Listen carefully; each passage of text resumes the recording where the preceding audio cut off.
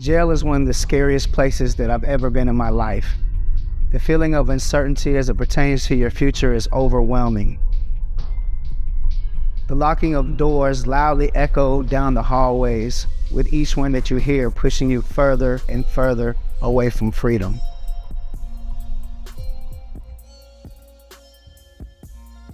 People from all walks of life create heavy traffic in the facility, requiring constant sterilization.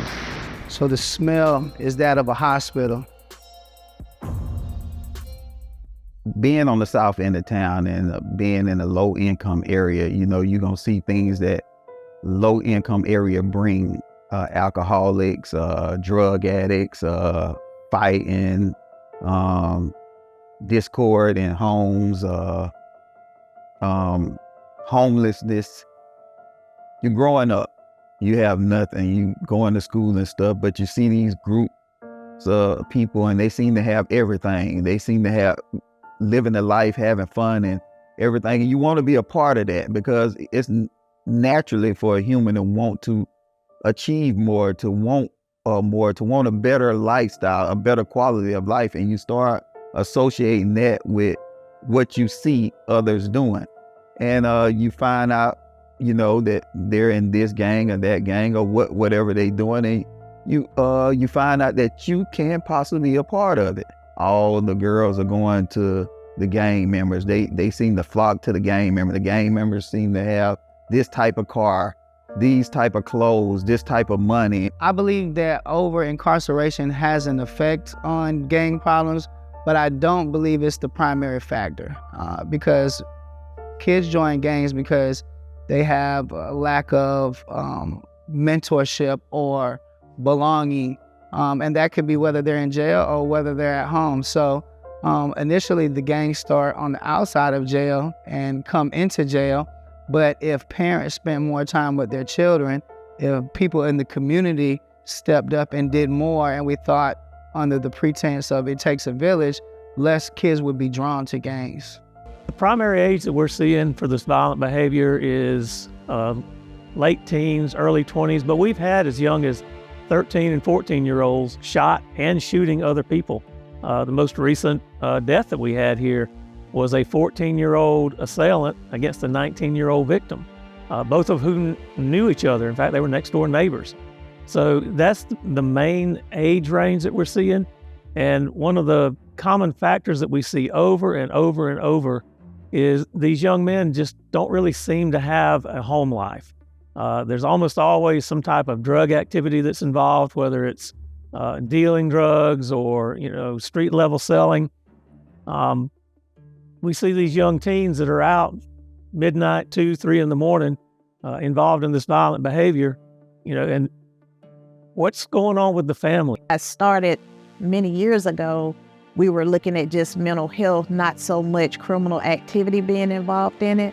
But it's taken a shift due to some of the new age drugs that are being introduced on the streets as well, because you have those who have just the mental health issues, and then you have those with the mental health and the substance abuse issues. I fell into addiction at a young age. I was 27 years old, and I started using crack cocaine, which caused me to live a life that was actually very miserable. And then to support my addiction, I did a lot of things. That life led me into a life of crime. I went to jail for shoplifting, prostitution. I've never seen the type of violent behavior that we're seeing now. You know, there's always been kids, you know, with home issues, but the type of violence that we're resorting to now, and the proliferation of guns. I mean, there seems like there's guns everywhere. Most of these kids are getting them out of people's cars. So that's one of the biggest property crimes that we have is young people walking through our neighborhoods, checking door handles, going through people's cars at night, and a lot of the time they're finding handguns that people have left in their cars. And one thing we've noticed, particularly over the last 3 years through the pandemic and the George Floyd episodes, the episode down in Brunswick where a young man was shot while he was jogging, This criminal justice arena has disproportionately impacted the minority community, particularly the Black community. So the prisons are built upon the test scores of the elementary school children. So in 4th grade, and they may be as early as 3rd grade now, they're looking at the test scores of the children, and from the test scores that they receive, that is how they build their prisons. So they will say take the test scores of 9th, 10th graders, and based upon those test scores that they see, that is how they come to the conclusions of how many prisons need to be built within the next 10 years. When I was incarcerated, I used to talk to I know girls 19 years old. I knew children, 14 and 15-year-old children. They had to be housed by themselves in prison for murder, life sentences. They're still incarcerated. And now they're like, in their 20s. No, they're in their early 30s now. And the chances of them getting out is very slim right now. So I first ended up in the system when I was 13 years old, and we got in trouble for egging this lady's house, and that was my first time having like a juvenile probation officer. But I never really got in trouble anymore. Like I didn't get into like any more serious trouble, but I was kind of heading down that path. And then just emulating the people around me, what were role models at that time, because we didn't have a lot of high quality role models. So me emulating what successful people in my eyes did, I tried my hand at selling drugs, which was weed at the time, and I was in high school. And when I caught my first drug charge, I ended up getting kicked out of school, and that kind of just set me on a path to continue certain habits. So after I was arrested for my first drug charge, and then I now had probations, and I had bills, and I had my first child that was coming, and then school had gotten harder because I didn't have the same type of instructors and teachers. Pretty soon, my interest in education kind of dwindled, and then the directions I was going down the wrong path, I kind of strengthened those, because after I got in trouble the first time, it was just hard to pay my bills and do everything I needed to, keeping like a part-time job. So I continued in those habits, and eventually was convicted of another drug charge. I figured out that if I gave bigger pieces, I would get more customers. And with more customers, I would eventually make more money than the ones that were selling smaller pieces and stuff.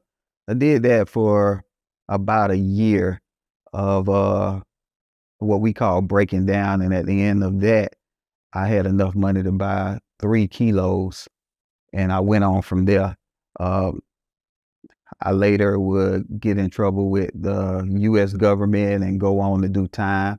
When we talk about kids with violent criminal activities and a kid that just has some type of small crime, I don't think they should be in the same place with those who are aggressive violently. Once they turn 16, they could be charged, as an adult. And at age 17 is when they can actually go in the prison versus the jail. And then, they're in there with adult men. So you're thinking about these kids who then become victims of the system and of the people who've been in the system for years. My daughter, Denisha Williams, which is 28 years old, she had just her first night dancing at the club. And she had been dancing. That was her first time dancing there, but she loved dancing. She's always danced ever since she was a little girl. There was a previous report made where she reported to the police that he had attempted to kill her at the end of June. So there was an active warrant. Oftentimes, we don't catch a shooter in the process of shooting. Most times, people don't go straight to a shooting as their first criminal offense. And I say most, the majority. They've either stole from a store, they broke into a house, they've stole a car, they've battered somebody, They've done all these crimes ahead of time, and we could have stopped that shooting had we enforced the other crimes prior to the shooting. He was pulling on her. She was telling him to leave her alone, and he actually followed her towards the back of towards the dressing room, and that's where he shot my daughter. An intense manhunt is searching for a suspect accused of killing a Georgia police officer and wounding another. More than 20 law enforcement agencies are now working to track down the gunman. Mingwell Lembrick is accused of opening fire yesterday when police responded to a domestic dispute. America's police officer Nicholas Smarr was killed. Georgia Southwestern State University officer Jody Smith is in critical condition. We had the officer shooting that got national attention in December of 2016, and it really just set the community back. As I said, we already knew crime was an issue, but that was so personal. Those were young men. They were friends. People knew them and knew their families. Certainly, one of the mothers served in the sheriff department. And so that was very personal. People were afraid. People felt for the family of the man who had committed the crime also, because they were touched by a horrible tragedy. I think that for us, the need is to humanize the dialogue. And by that, I mean that data can only take us so far. When we look at crime statistics and we talk about things like black on black crime, I think the problem is that it tends to dehumanize the dialogue. It's impossible to do this career without being sensitive to and aware of the very clear systemic racism that plagues it. And what I mean by that is that typically communities of color, lower socioeconomic communities, are usually targeted and hit harder by criminal statutes and mandatory sentences and policing. Our brothers and sisters of color, African Americans, Asian Americans, Latino Americans, those of us that have some color in our skin, unfortunately, may have experiences that are extraordinarily negative, frightening, scary. For me, when I'm stopped by an officer, the first thing that happens with me, my anxiety goes up, because I know already that it could go sideways really quick. I should not have the same anxiety level with a person that's been trained, that's being paid, that has been instructed about how to uphold and obey and keep the law and treat every citizen the same. From what I've seen, crime is everywhere. But in the black community, I'm a black male. As a black male of age, I've been stereotyped just because of my color. I've gone to the grocery store or something, and I've never been in trouble with the law, thank God. But I've gone to the grocery store, and I've seen people, when they see me coming, I don't know if it's because of my size or what, but 9 times out of 10, I'm thinking it's because of my color. They'll get to locking their doors and stuff and looking back at me just because I'm black, as if though I'm going to do something to them, I'm going to commit a crime. They stereotype us.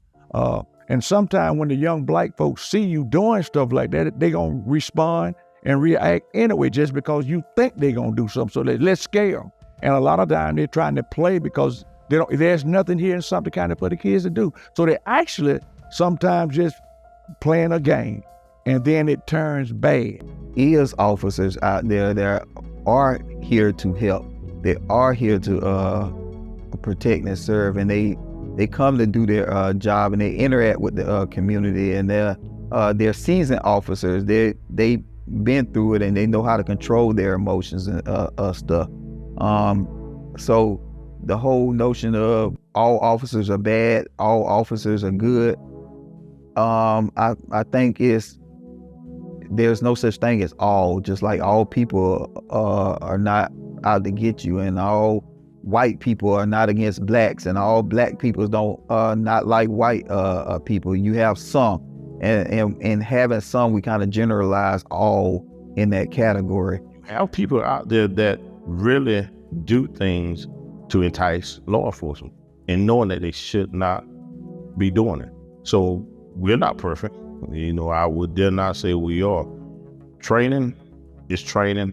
Real life experience is real life experience. This is something that it comes with years. This is something that, you're not going to learn overnight. We get trained with defensive tactics, but, I'm always told you're going to go back to what you know. If it's hands-on, that's what you're going to do. You're going to be hands-on. If you have an officer that is, I won't say timid, but if you have a more timid officer, he's going to tend to want to stand his ground to, make sure he's going to be safe. So training is very important. It's extremely important. One of the things that I do love about this department, very rarely would you ever see one deputy show up on scene. There's always going to be someone else there, because it's better to have two sets of eyes than that one. Yeah, there are a lot of different narratives out there and a lot of different ideas about how policing should be reformed, how the criminal justice system should be reformed. Whether it's take funding away from police departments and give it to mental health. To me, it's not an either or. It's not either you have police or either you have mental health. It's a plus and. We need more mental health resources, just like we need more law enforcement resources. To say law enforcement shouldn't be responding to people who are in a mental health crisis. Awesome, that's wonderful. But at the end of the day, at 2 a.m. on a Sunday night, when somebody's in crisis, the only resource they have is 911. They're going to dial 911. If it's on fire, they'll get a fire truck. If it's bleeding, they'll get an EMS. Any other thing, they're going to get a police officer, because we're the catch-all at 2 a.m. A lot of kids, they'll come in the program and they're at rock bottom. They don't have, they're basically raising themselves. Their mom might be 30, they might be 15, so they basically raising themselves. And some of them smaller than that. They do what they see, not basically what you say. They do what they see. And so if they see the mom and most of the parents, some of the moms that are young, they are really not equipped to be mothers, and some are not equipped to be wives and not even girlfriends. So the boys, they come in, they don't have, some of them, a male fighter in their life, a male mentor. So they be around females a lot of the times, and they do what they see on the videos and on TV. And now if you turn the TV on, there's really nothing for them to watch. So they try to emulate what they see. Well, when they come, some of them just don't have any hope at all. Just completely lost, pants sagging, just profanity. You can't tell them nothing, disrespectful. And we sit them down and we try to talk to them, and we try to, whatever they're going through, we try to have somebody there that has gone through that problem or seen it. So that's basically what we try to do. And we've had some kids that came from rock bottom, that they've gone off to be successful in sports. They've gotten college education, college degree. Some of them are still in school now, working on their doctorate degree. So there is hope, but they have to have someone out there in the trenches. We have to have a light at the end of the tunnel for them, but it's so hard sometimes for those kids to see the light when the people that they're following, their light is dark.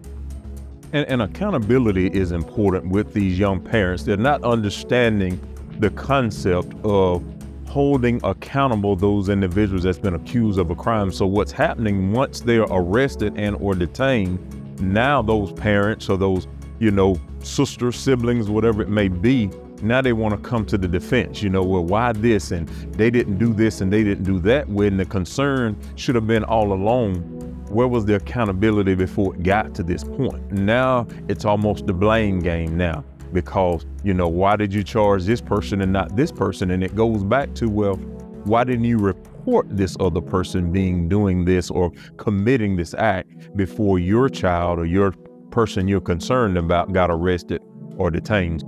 But as we look at the systemic issues, the root causes, we cannot lose sight of the fact that we're dealing with human beings. And For us, those human beings were our students, both perpetrators and victims of violent crime. What changed me was my daughter, I got out and I was angry and I really didn't want to talk to anyone, but I had a daughter being born, and I say something got to give. Something had to change about me. Something had to change about the people I'd be around. Everything had to change. Whenever I was released from prison, I ended up picking up right where I left off. I thought about how much time that I actually lost, how much that I missed out on. I lost all my college scholarships, and while I was incarcerated, I got my GED, but now I'm like, I'm supposed to be a guy with a master's degree. I should have went to Harvard or Yale, so where do I pick up from there? I was already waking up early in the morning for free. Now I'm finna do it and use my skills to help people. You call, you say, I need this did, it was did. And you told other people, he did it just like this. And he was on call, and you become dependable. And that's what happened. I became dependable, and I put it away. I didn't worry about what everybody else was doing and what they were driving. I put it away. I didn't care about that. Cars depreciate in value, and clothes hold no damn value at all. A lot of people gonna be leaving nothing but cars and clothes to their kids. I have a whole empire they set up for life, and everything else that you already set into play. All of this goes into play of making their life better. I came home from prison. I ended up going to Valdosta State University for international business, which I later switched to business management. So I started getting into the hair business, and you got the glass company, and the landscaping business, and the home improvement business, and I'm part owner of several boutiques. I'm part owner of a cannabis farm in California. You have so many different things that goes into it, and these opportunities. And the crazy thing is, most of these opportunities were given because of the people I met in prison.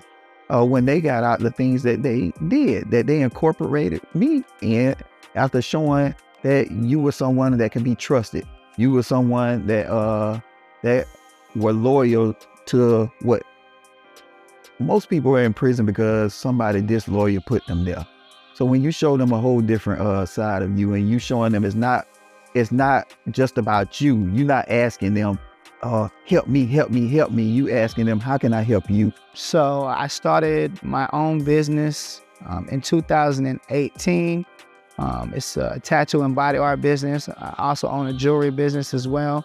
And in order for me to get in those industries, I had to get around mentors that were able to educate me in jewelry and in tattoos and in body piercing. And then with the education that I received from Valdosta State, I was able to put together a system to take the education I gained and build a business out of it. Everything I got, nothing was given to me. No housing was given or anything. I accumulated it from $0 to what it is now. I got back out with $900. 400 of that went to going to Kansas City, Missouri to pick up my son. And I ain't gonna even tell you how much I'm worth now, but hey, we up there. My crew on construction, it's primarily convicts, ex-convicts, stuff that have skills and stuff. We go out on the job site. Mostly is things and stuff that I own, but we fix them up and we get them ready. And I rent them out, get them ready, and then I'm on to the next project. People make mistakes, and even in the Bible, people were making mistakes. There's no religious book on this earth that people didn't make mistakes. But you pay for your mistakes, and then it should be over. With the criminal justice system, it's never over. You have two parts to it. You have your punishment in there, and then you get out your own punishment, probation. Even after you finish probation, what? You got a messed up record. You got that third part of punishment. You get what I'm saying? How are we supposed to get the opportunities that we need if we can't even get the jobs that's paying the amounts to have that better life? The overall system is set on money making. And so when that becomes the goal, instead of rehabilitating, because you get people trapped in a system that you never really let them out of. They highlighted a lot of good that we do in our communities and stuff, it would give people a more positive image of us. And think about this. It's slowly happening because when I was growing up, you had more whites that didn't like blacks. Now, whites are starting to mingle with us. We're starting to date each other more and more out in the open. We're starting to make families together. You see, a lot of them are taking up for African Americans, and they doing things with us a lot more than what it was back in the 60s and 70s and 80s. And times are changing.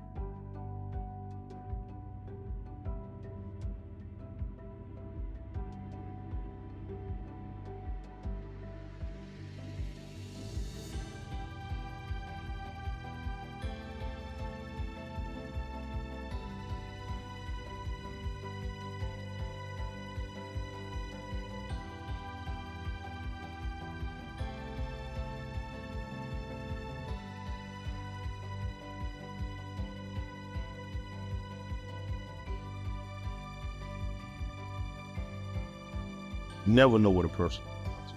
You never know what a person's mental state is. You know, people go through hard times. People are stressed out, you know, whether loss of job, loss of income, bad marital situation, or a bad relationship situation, whatever the case may be.